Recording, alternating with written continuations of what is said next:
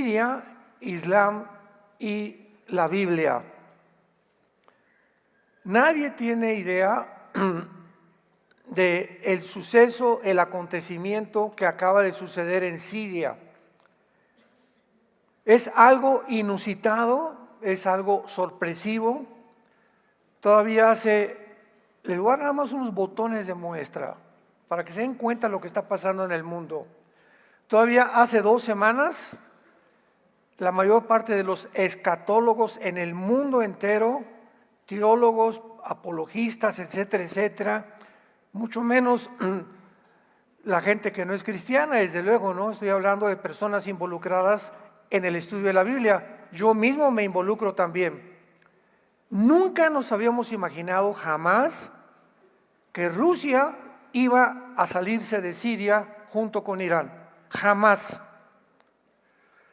¿Por qué? Sobre todo que fue en menos de 10 días. Porque Rusia tiene una base naval en Siria, en Tartus, que es la única base naval que tiene en el Mediterráneo. Entonces imagínense nada más. Yo siempre prediqué, no es que el día que alguien se acerque a Siria o que Israel quiera atacar Siria o cualquier cosa, Putin va a entrar inmediatamente porque estratégicamente no le conviene que nadie pueda acercarse a esa base naval, y menos de Irán. Irán todavía hace 2 semanas era la nación más poderosa para sostener a todos los grupos terroristas del mundo entero. Llámese Hamas, Hezbollah, ISIS, Al-Qaeda, los Hutis de Yemen, la península arábica, hasta los mismos talibanes de Afganistán y de Pakistán. ¿Qué sucedió en Siria? De una forma inesperada, después de 50 años de dictadura de la familia Assad, cayó Siria, aun cuando hay mucha historia detrás de esta nación desde el tiempo de Abraham. No quiero detenerme con todo eso. Vamos a empezar ahora con el estudio de un régimen dentro de Siria que se llamaban los alewitas o alewites, que es una rama de creencia dentro del Islam que tratan de ellos de separarse de las demás dictaduras y de los demás movimientos religiosos. Los alewitas son una minoría muy reducida, muy cerca del Islam chiita, porque el Islam, acuérdense, tiene 2 ramas, los sunis y los chiitas. Algo que no le gustaba nunca a los sunis de Siria, porque la mayor parte de Siria eran sunis y hay un enfrascamiento continuo entre sunis y chiitas. El exdictador Bashar Assad, al que acaban de sacar, que ya huyó a Rusia, era un hombre rudo, sanguinario, cruel, posiblemente más cruel que Adolfo Hitler. Fíjense lo que le estoy diciendo. Era un hombre que asesinaba hombres, mujeres, niños. Vamos a ver cuántos cadáveres encontraron que deshizo en ácido de niños, mujeres y de hombres. Estamos hablando más de 80,000 muertos civiles que sus mismos soldados mataron. Cuando el padre de Bashar Assad, que se llamaba Hafez, murió, este hombre que está ahorita refugiado en Rusia estaba estudiando en Londres y lo mandó traer y le dijo: por favor, Bashar, vente para acá porque ya necesitamos aquí que la familia continúe. Repito, eran 50 años de dictadura de una familia, del abuelo, del papá y del hijo. Este hombre, Assad, era oftalmólogo, estaba en Londres trabajando como oculista. Entonces él no sabía nada de política ni de mucho menos, pero sin embargo la necesidad hizo que él viniera a Siria a enfrentarse a eso. Y fue llamado a ocupar el puesto. Su padre, sin embargo, ha sido el más cruel y el más sanguinario de todos los dictadores, posiblemente del Medio Oriente, en los últimos 50 años. Porque no solamente masacró y puso en ácido a civiles de su propia nación, sino que también usó armas químicas contra su propio pueblo y además le permitió a Rusia y a Irán entrar a ayudarlo para masacrar a todo aquel que pudiera oponerse. En los 13 años de guerra civil que tuvo Siria desde el 2011, más de 60,000 sirios perdieron la vida, muchos de ellos por los mismos soldados de Bashar Assad. Por más duro que pelearon los rebeldes, no pudieron derrotar a las minorías gobernantes alauitas, porque, repito, Assad tenía a Rusia y a Irán de su lado.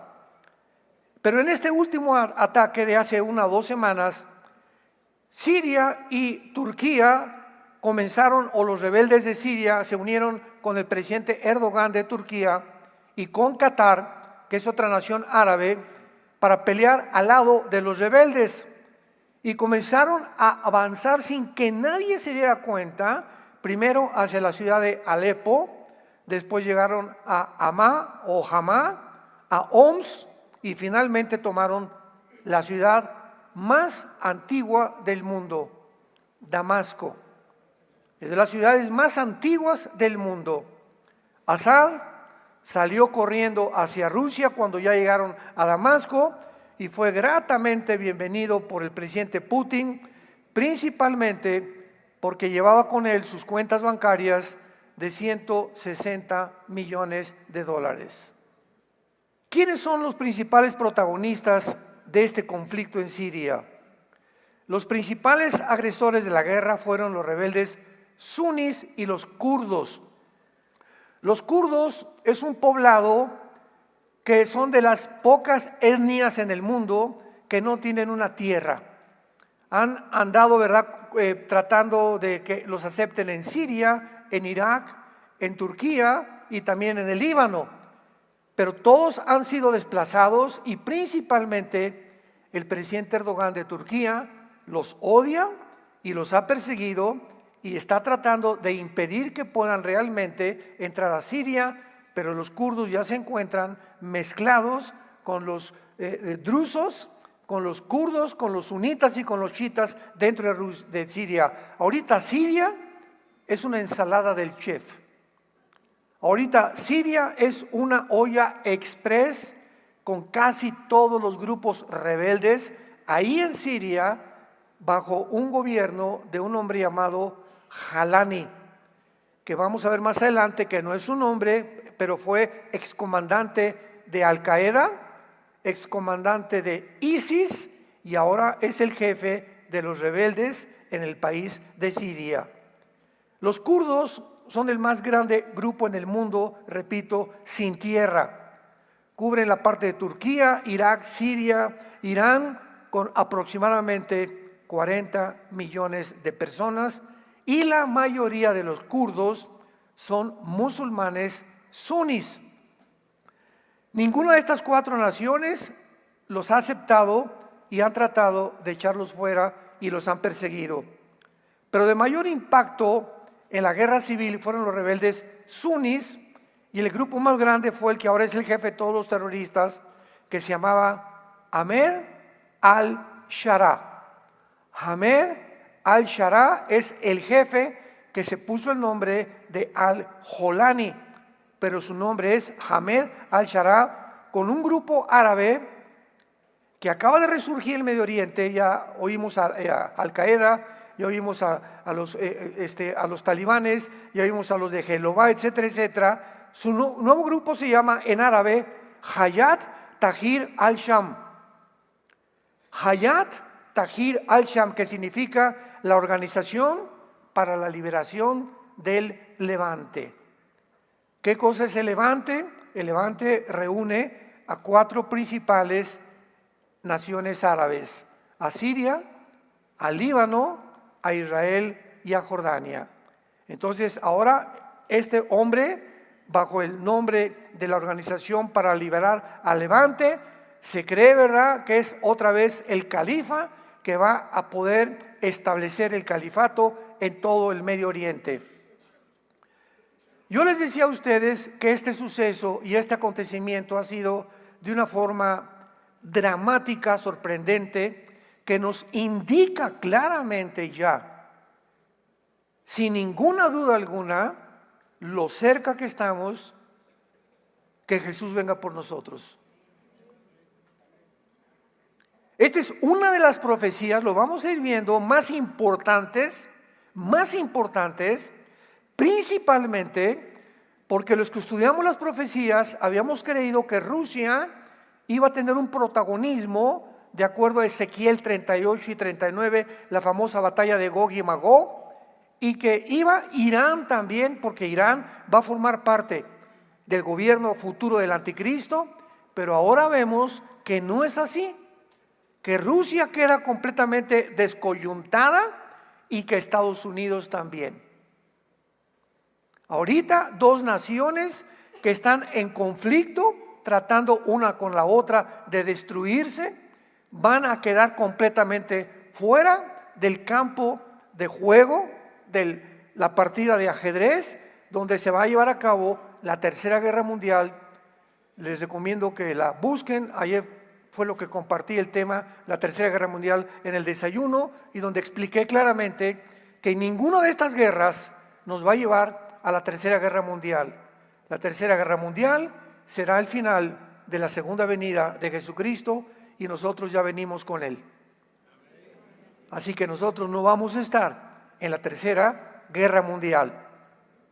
Entonces vemos nosotros que, sin embargo, este jefe rebelde se hace llamar Abu Mohamed al-Jolami. Es comandante de Al-Qaeda, de ISIS, y actualmente está siendo financiado por Turquía y por Qatar. Veamos ahora el lado positivo de esta ocupación y el lado negativo de lo que acaba de pasar en Siria. De alguna manera, esta ocupación ha beneficiado a Israel de la siguiente manera. Este grupo de rebeldes se están peleando entre ellos. Número uno, porque al principio, la primera semana, trataron, ¿verdad?, como eran de diferentes etnias, diferentes sectas, diferentes religiones, pues todos querían tomar participación y tomar el protagonismo. Pero estos terroristas, aunque se odiaban unos a otros, se unieron a Jolani porque vieron que él llegó a Damasco, y al llegar a Damasco todos se calmaron y se dieron cuenta que Siria estaba en manos de todos ellos, y que el momento en que surge un líder, ya puede el líder decirles: ustedes acá y ustedes allá.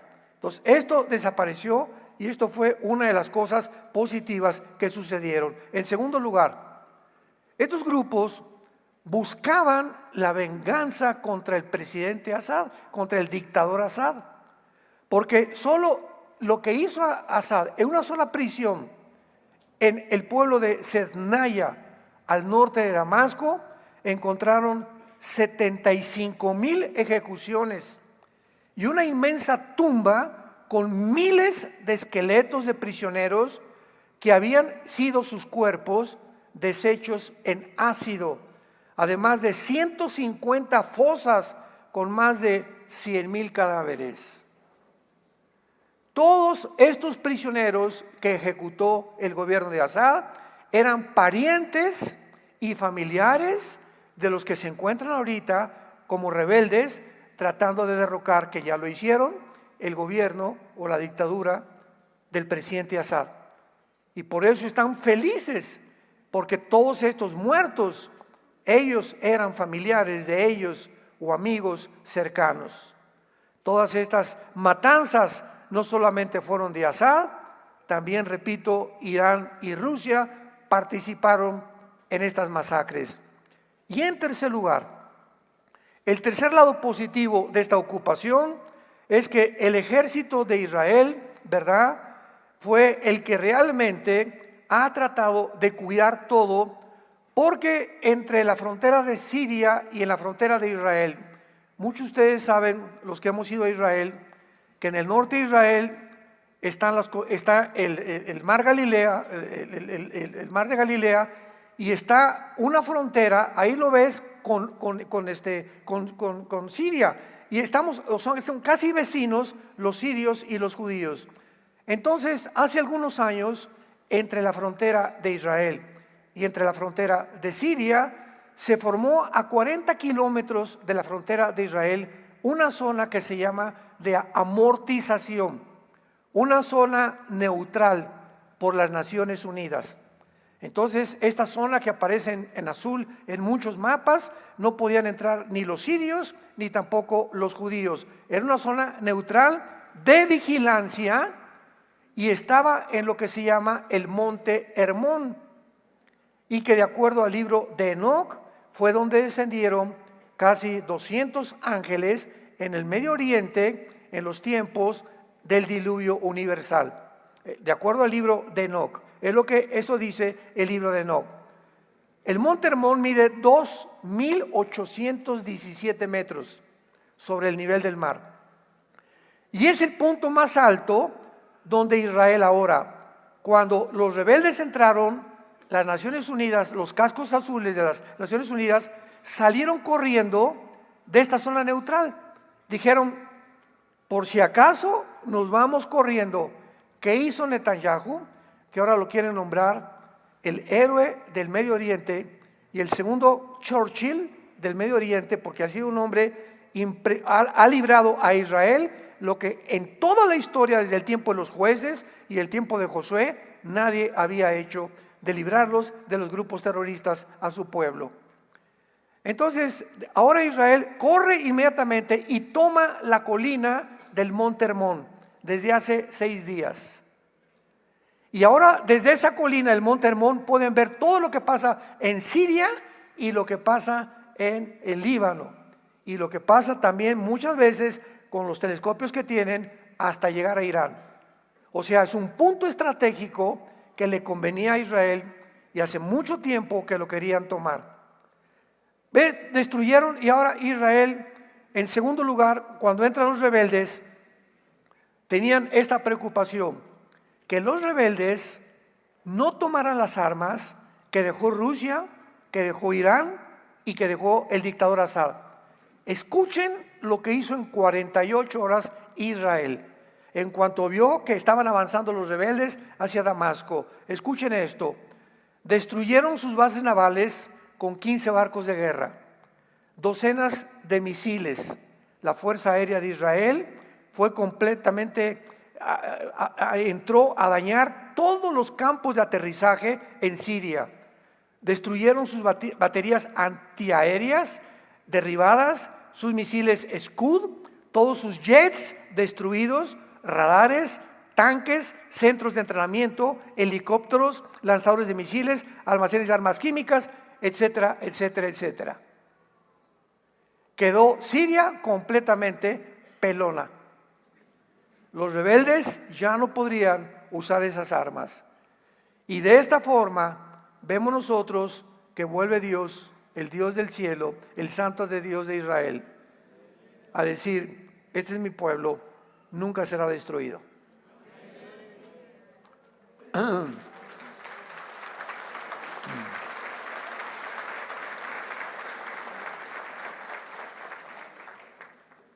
¿Qué es la Siria actual? ¿Qué es lo que está pasando ahorita? Es evidente que todos quieren que esta guerra termine, incluyendo los rebeldes.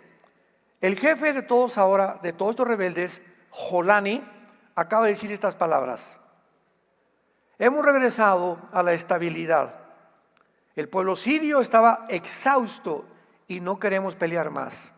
Tampoco tenemos planeado movernos hacia Israel, pues nuestra preocupación era Irán y Hezbollah, que llevaron a cabo estas masacres.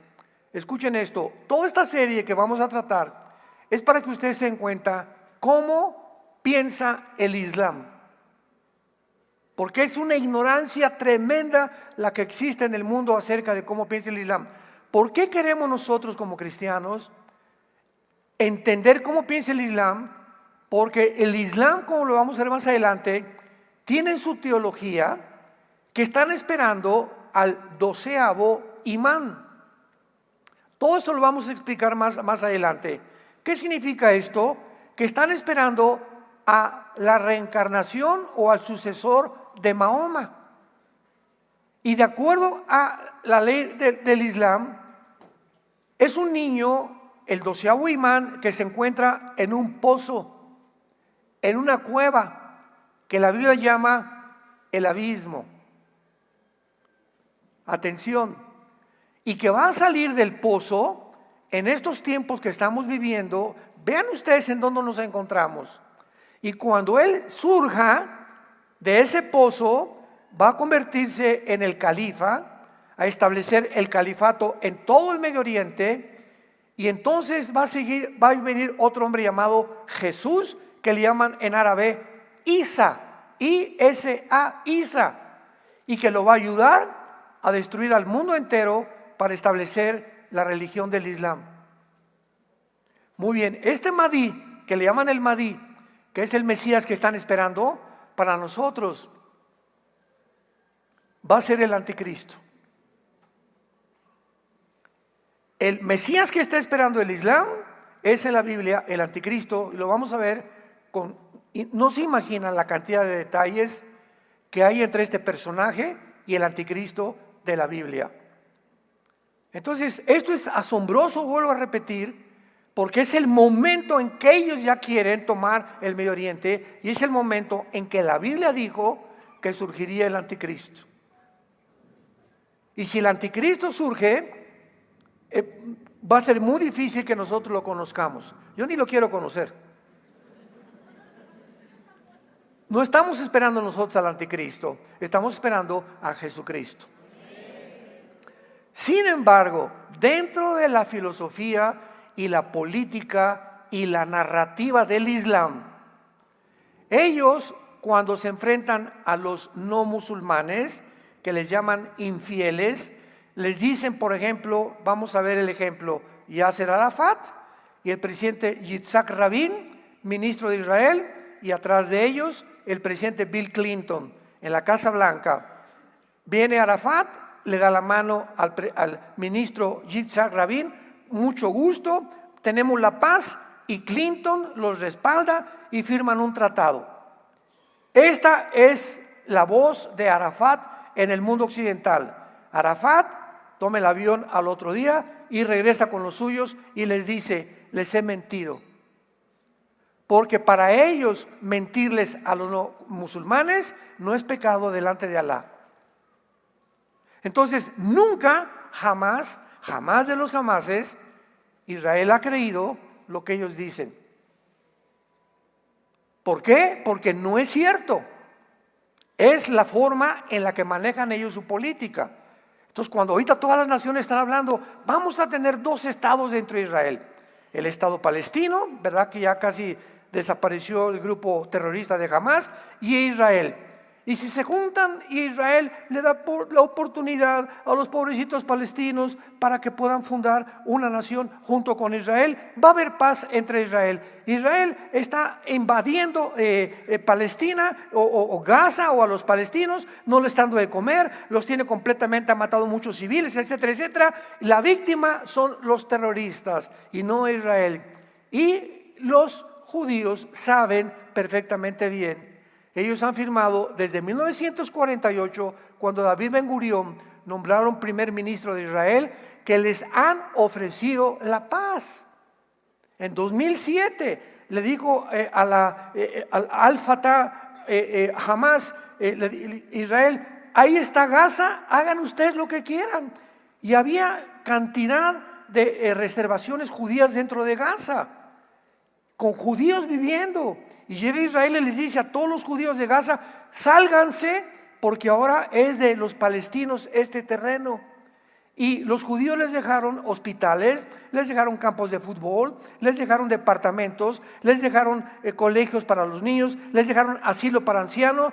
Y cuando se salieron los judíos que habitaban Gaza por órdenes del gobierno de Israel, ¿saben lo que hicieron los palestinos? Quemaron los campos de fútbol, quemaron los hospitales, quemaron todas las cosas que los judíos dejaban ahí, porque dijeron: no queremos que nada huela a judío. Y desde el 2007 que se salieron los judíos, no volvieron a intervenir. Y entonces ellos se dividieron entre Al-Fatah, el gobierno de Mahmoud Abbas, y comenzaron a formar un grupo que se llamó Hamas.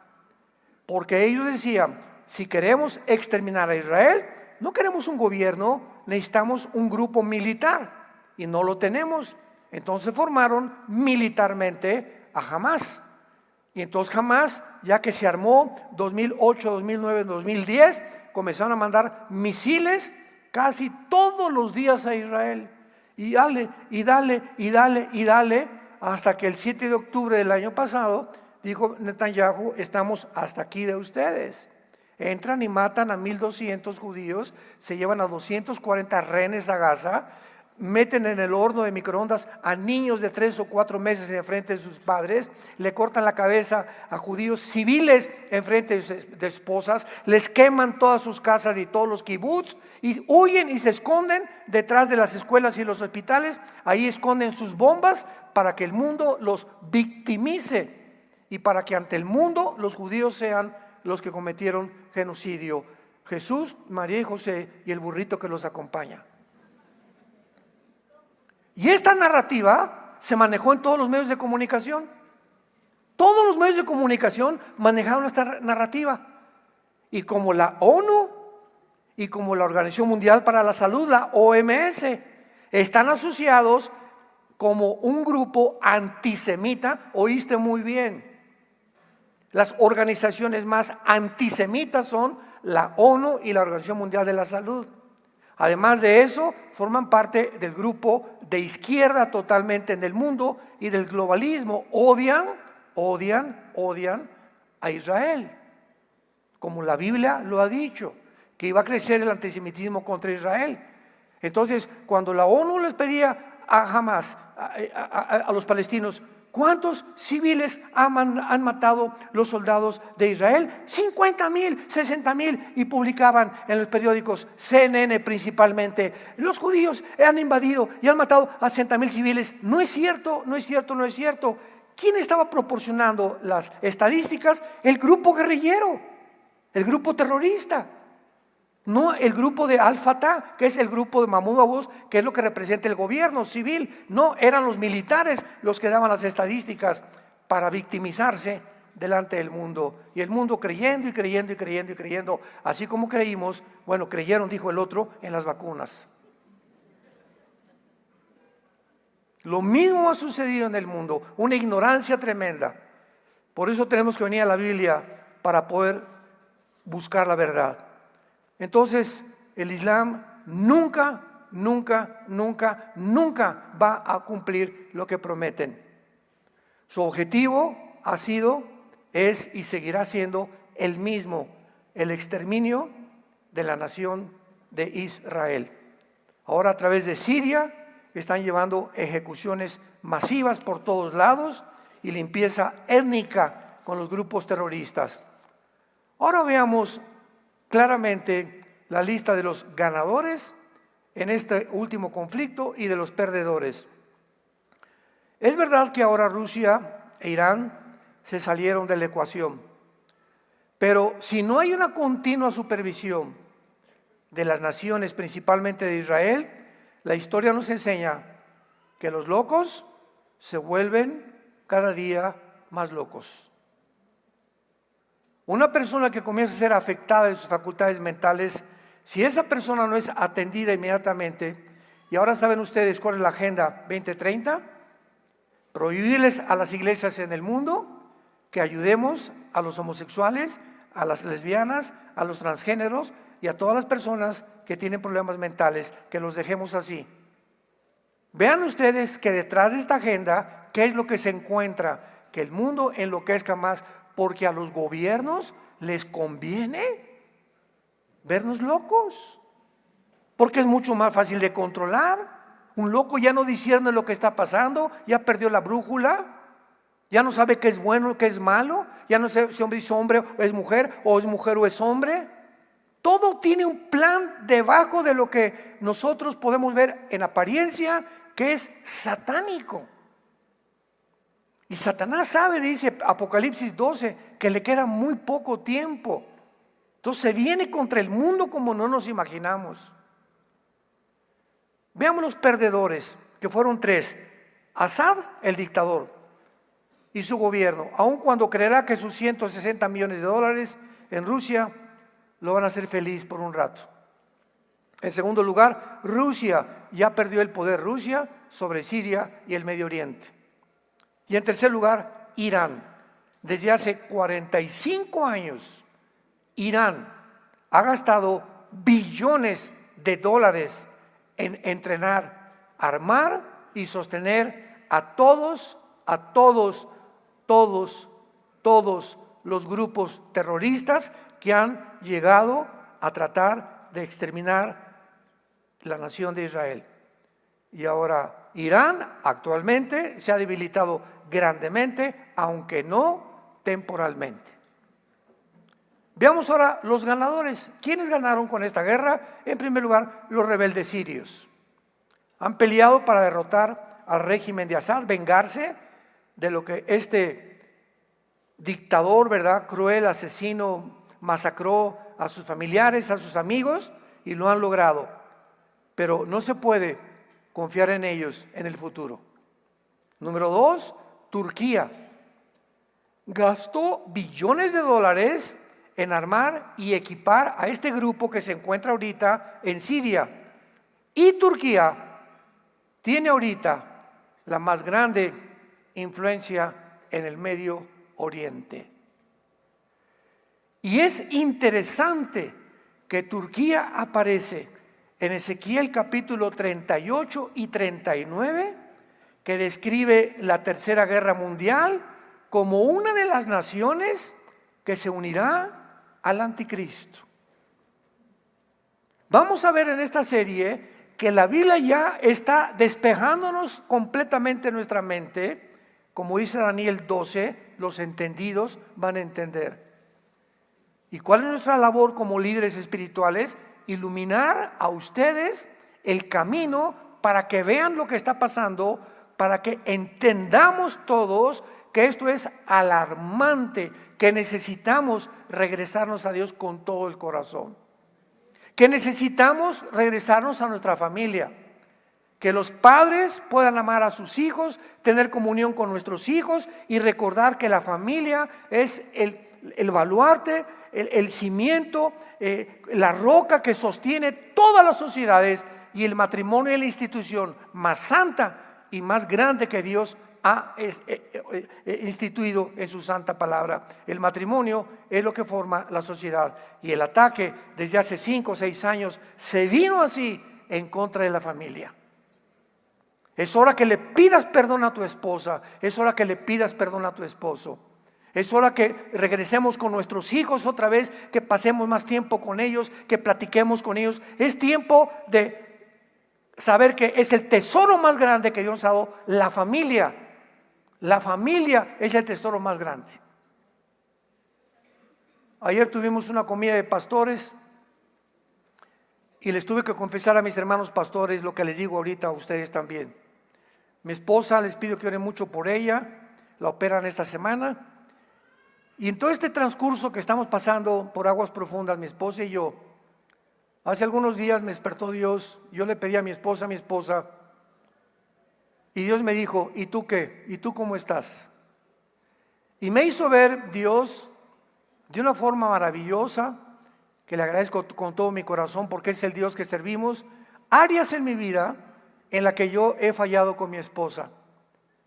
Y comenzó a convencerme el Espíritu Santo que debo ser más amoroso con ella, más cuidadoso con ella, más detallista con ella, pasar más tiempo con ella, y no tanto que viajes y prédicas y por acá y por allá. Y me volvió a recordar Dios: Armando, tu principal oveja es tu esposa. Le pedí perdón a Dios, me hizo llorar muchísimo, me levanté, fui con Marta y le dije, nos decimos, me dice gordito, yo le digo gorda, de cariño, ¿verdad? Ninguno estamos gordos. Le dije: gordita, quiero decirte esto, Dios me hizo ver esto y esto y esto, y a través de esto y sufrimiento que estamos atravesando de tu enfermedad, te quiero pedir perdón. Y ella me contestó: le doy gracias a Dios porque va a hacer grandes cosas y está aumentando el amor de uno para con el otro.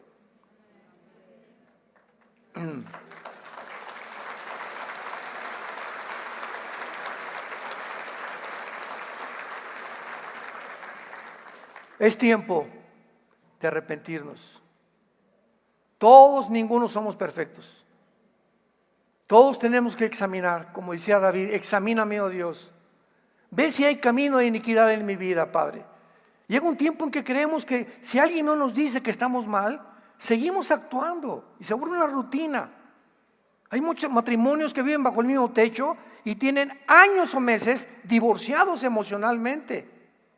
Hay matrimonios que ya no tienen que ver nada con los hijos y los hijos se decepcionan de nosotros los padres cuando no ven que somos una realidad. Y ahorita el alarma está tomando, Jesús viene. ¿Cuántos millones que se decían cristianos se van a quedar? Se van a quedar. Nunca examinaste tu corazón, nunca cambiaste tu actitud, nunca le pediste perdón a nadie. Y esto no puede seguir así. Es tiempo de volvernos a Dios. Le estoy hablando a los cristianos. Y si no lo eres, es tiempo que examines si realmente eres cristiano. Netanyahu ha cumplido lo que prometió, ha traído la paz a Israel. ¿Y qué significa todo para esto para Israel?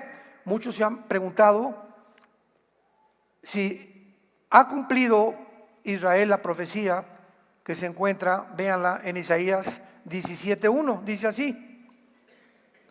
Hay una profecía sobre Damasco. Repito, una de las ciudades más grandes, más antiguas del mundo.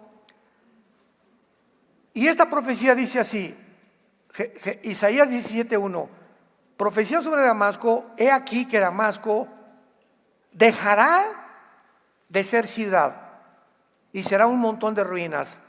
Escuchen, cuando los asirios entraron hace 2700 años, 700 años antes de Cristo, Asiria, ¿verdad?, no destruyeron la ciudad de Damasco. En el siglo 12 y 13 después de Cristo, los cruzados entraron a Damasco y no destruyeron la ciudad. Ahora estos rebeldes acaban de entrar a Damasco y la ciudad está intacta. Entonces, ¿qué respondo? Esta no es la profecía que se va a cumplir. La destrucción de Damasco vendrá, no sé, en el futuro. Pero todavía esta profecía no se ha cumplido. Además, vemos nosotros también, ¿verdad?, de que Netanyahu se convierte ahora en un líder impresionante, de los más grandes de Israel. Ha probado ser eso precisamente.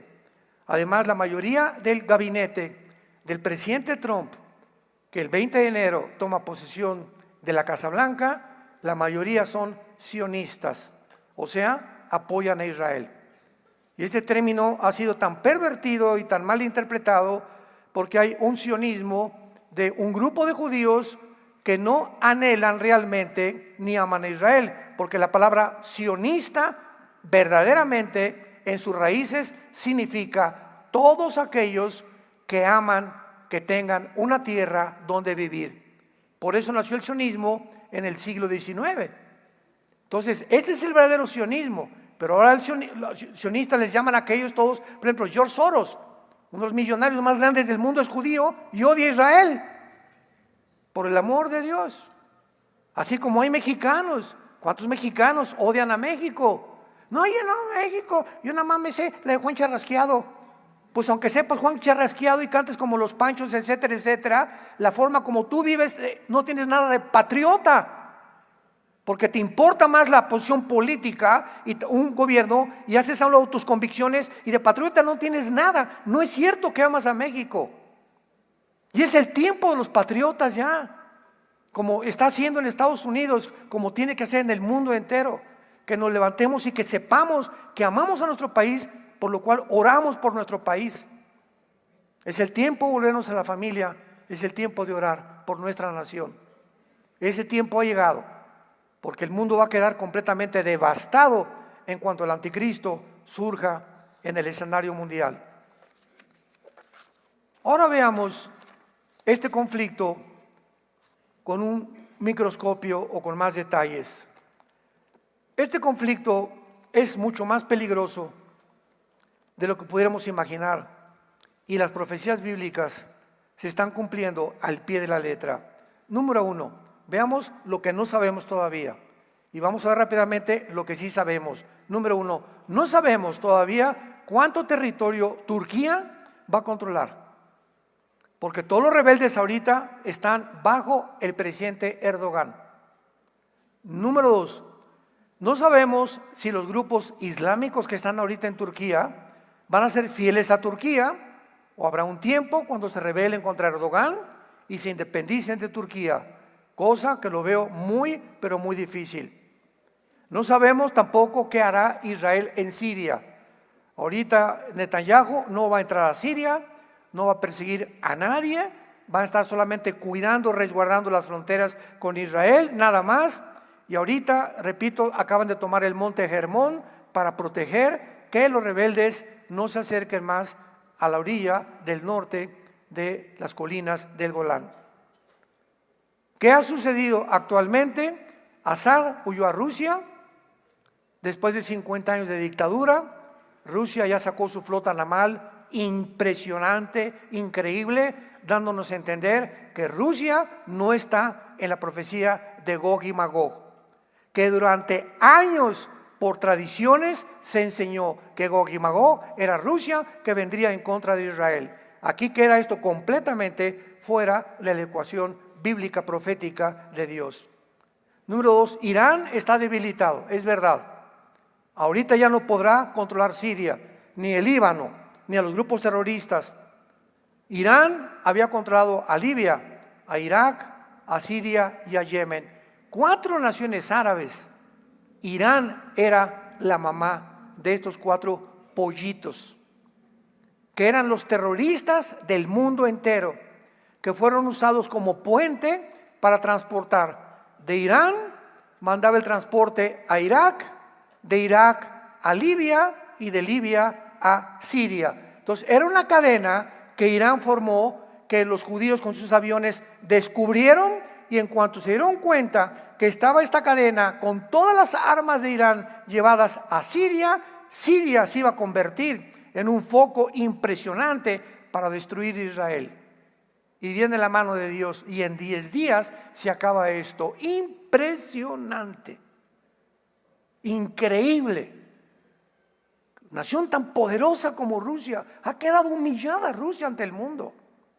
Eso lo hace peligrosa también, porque Rusia no tiene, ya no tiene base naval, no tiene infantería, pidió 30,000 soldados de Norcorea, no tiene una aviación Rusia, tiene submarinos, nada más, y tiene cabezas nucleares. Entonces eso lo hace más peligroso, y Putin, siendo un estratega militar, no quiere aventarse con usar las armas nucleares porque sabe las consecuencias. Si usa un misil nuclear en Ucrania, que aunque no pertenece a la OTAN, va a contaminar la radiación de la bomba nuclear de Ucrania a Polonia, a Rumanía, a Alemania, y entonces la Unión Europea va a entrar ahora sí a defender a Ucrania y lanzarse contra Rusia. Putin es demasiado inteligente para hacer esto, pero lo va a hacer en los próximos días, o no sé, meses, porque está muy acorralado, igual que Irán. Está como un AliExpress el mundo entero. Ahora el eje maligno, que ha sido roto temporalmente, ¿verdad?, se ha convertido completamente ya en Turquía. En tercer lugar, este conflicto ahora se puede globalizar por el apoyo de Turquía, Qatar y Siria a los grupos yihadistas islámicos. Todos los grupos terroristas en el mundo actualmente ya encontraron una base, cuarteles generales, Siria. Y eso lo hace peligroso también para la situación de Israel. Ahora Turquía es el papá, repito, del Medio Oriente, y es interesante que cuando Siria parece perdida, Siria, ¿y abrieron los oídos? Siria será la nación de donde surgirá el anticristo. Siria es la nación de donde surgirá el anticristo. El anticristo surgirá de la antigua Babilonia, que es Irak, Siria y el Líbano, como lo vamos a ver en las otras conferencias, sin ningún lugar a dudas. Y la Biblia le llama al anticristo, Isaías 10, Miqueas 5, del 4 al 5, Isaías 14, Ezequiel capítulo 31, le llama el asirio. Jamás se le llama Gog al anticristo, ni se dice que viene de Rusia. Rusia ni aparece en las profecías bíblicas. Pero vemos nosotros como estudiantes de la Biblia que mientras más nos acercamos, más luz tenemos y tenemos que reconocer y decir: Señor, en esto no estaba yo completamente, no quise ser dogmático, pero veo claramente ahora con más luz que tú estás acomodando las piezas para que podamos seguir esta luz y enseñárselas a ustedes. Y ustedes conozcan más profundamente la palabra de Dios. Yo les dije que era un hecho inusitado, precisamente por eso, porque es la zona del Medio Oriente donde el anticristo surgirá. Y el anticristo será musulmán. Fíjense lo que le estoy diciendo. El anticristo será musulmán. Para que yo les diga esto, necesito tener bastante información de muchos estudios claramente corroborados, que conforme van pasando los eventos se va comprobando claramente que tiene que ser islámico. Y la ley Sharia es la ley que dice Daniel 7:25, que quitará las leyes y quitará los tiempos, porque ellos tienen otro calendario que nosotros no tenemos. Para el Islam, el año 1 es el año 622 después de Cristo, cuando Mahoma salió de la ciudad de Medina y de la ciudad de Arabia Saudita. Y entonces el calendario de ellos es completamente diferente. Y esto va a ser lo que va a ser el anticristo. Veámoslo rápidamente. No quiero que se vayan aquí con algo atorado. Vean Isaías 10. Rápidamente un botón de muestra y lo vamos a desarrollar en la segunda conferencia. Isaías capítulo 10, versículo 5. Oh Asiria, que es la Siria actual.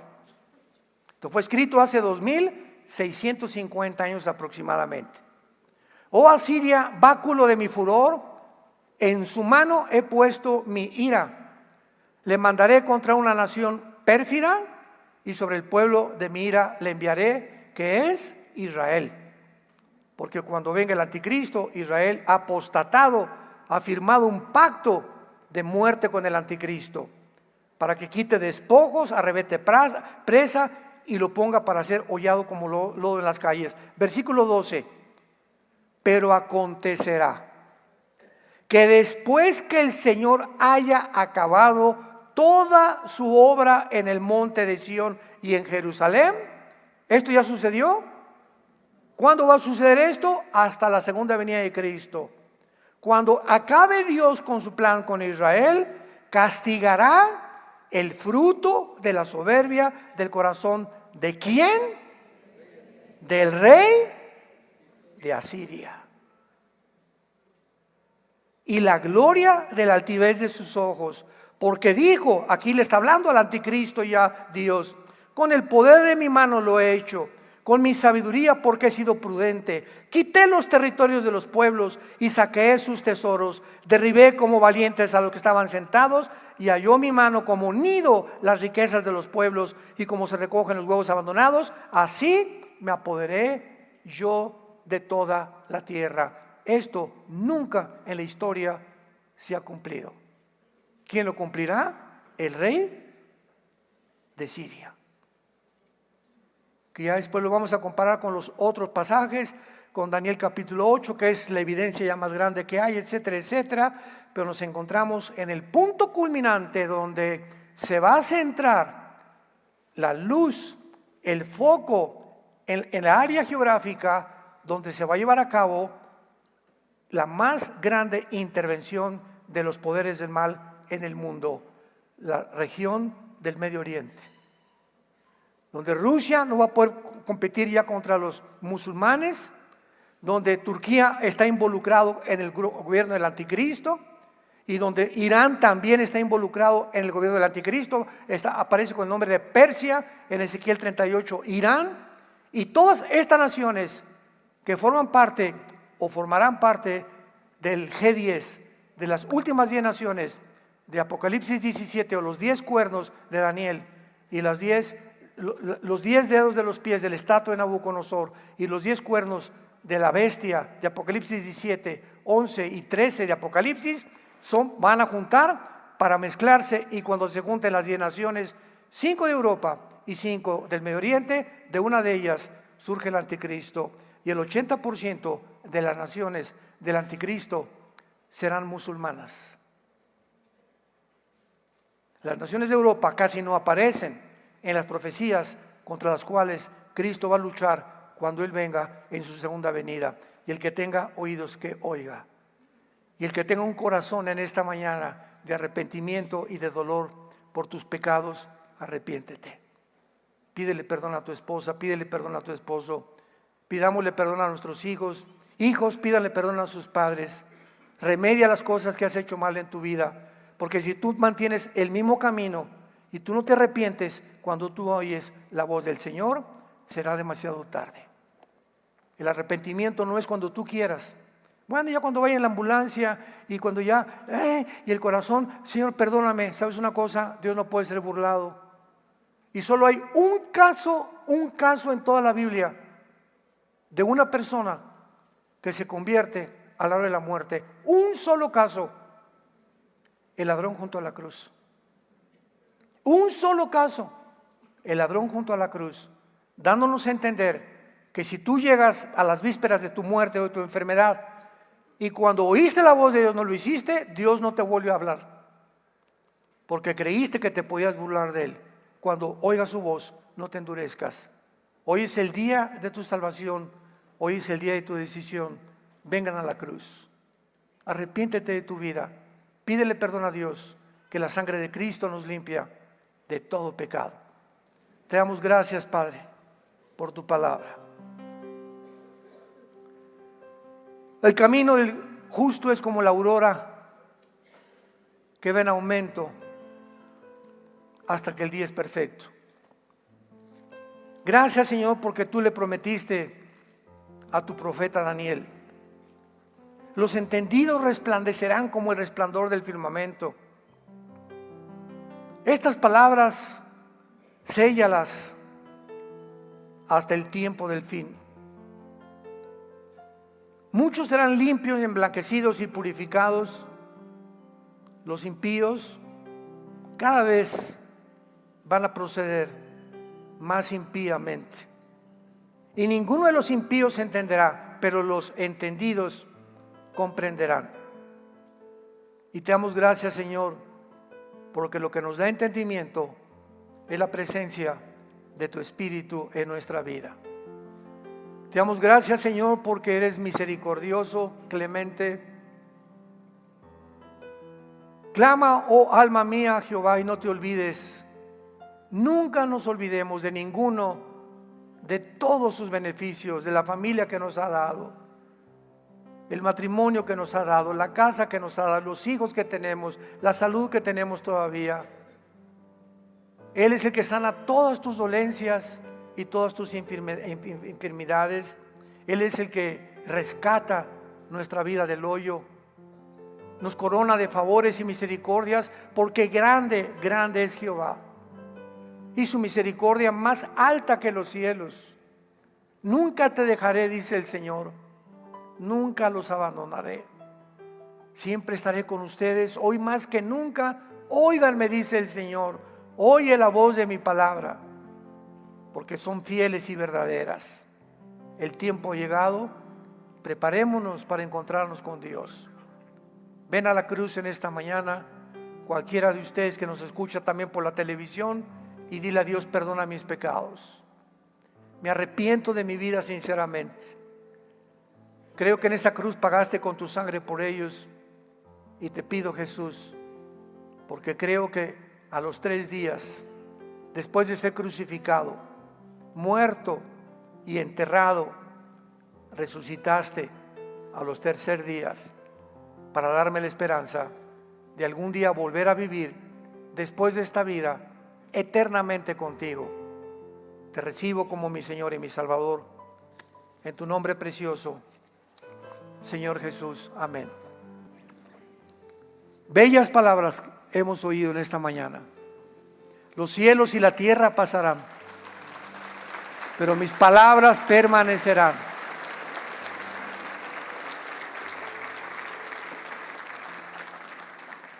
No hay libro más maravilloso que las Sagradas Escrituras. No hay un tiempo más precioso que este que estamos viviendo nosotros. Ya nos vamos, hermanos. Imagínate nada más, ¿no? Un día vamos así, de repente abrir los ojos y estamos como Jesús. Adiós cáncer, adiós muerte, adiós pobreza, adiós dolor, adiós lágrimas, adiós angustia, adiós estrés, adiós incertidumbre. Las cosas viejas pasaron y ahora todas van a ser hechas nuevas, aparte en el cielo con el Señor Jesucristo. Y vamos a regresar otra vez, pero no a Tlalnepantla, a Jerusalén. Y nos vamos a volver a ver. ¿Qué hubo, Panchito? ¿Qué hubo, mi buen Juan? Ven para acá. Tú sí, muchos de nuestros hijos van a estar con nosotros. Muchos familiares los vamos a volver a ver. Muchos ahorita son viejitos y nos vamos acabando celularmente. Vamos a tener un cuerpo completamente nuevo y vamos a ver, mira, esa era Doña Chole. Y ahora parece princesa. Todo esto nos tiene Dios reservado para que nos motive a saber que aunque estamos angustiados en todo, pero no estamos desesperados, perseguidos pero no desamparados, derribados pero no destruidos, llevando a nuestros cuerpos la vida de Jesús para que la vida de Jesús se manifieste. Dios está viviendo a través de nosotros para que nosotros manifestemos a nuestros hijos quién es Jesús, a la familia quién es Jesús, a la gente quién es Jesús, en la escuela quién es Jesús. Es nuestra vida, carta abierta que la gente ve y las palabras sobran. Es nuestro testimonio, como vivimos, como la gente vendrá a la cruz. Y es el tiempo de volvernos a Dios. Que Dios los bendiga, que tengan mucha paz.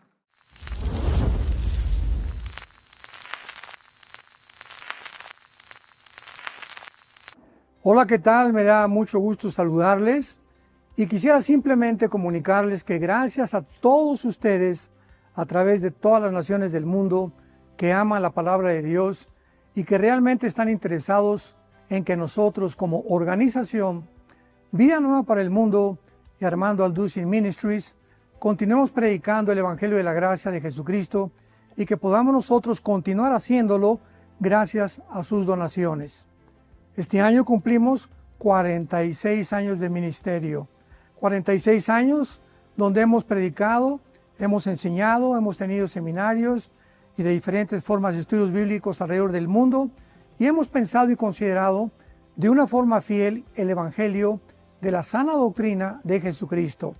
Nosotros, con todas estas donaciones, tenemos que sostener pastores, misioneros, obras, equipos de televisión y aún continuamos buscando la manera de poder elevar este ministerio. Hasta este momento quiero que ustedes estén enterados que no tenemos una sola propiedad como organización y así hemos trabajado durante 46 años porque le damos la importancia a la evangelización, a las misiones y también a los hombres de Dios para levantar más pastores. Le damos las gracias y que pueda Dios con su gracia tocar sus corazones y que puedan ustedes invertir en un terreno donde es fructífero, porque creemos que ha producido bastante buen fruto para la gloria de Dios. Gracias, muchas gracias por sus aportaciones y por las donaciones que sabemos ustedes continuarán haciendo para que podamos continuar siendo fieles en la predicación del Evangelio de la gracia de Dios. Que Dios les bendiga.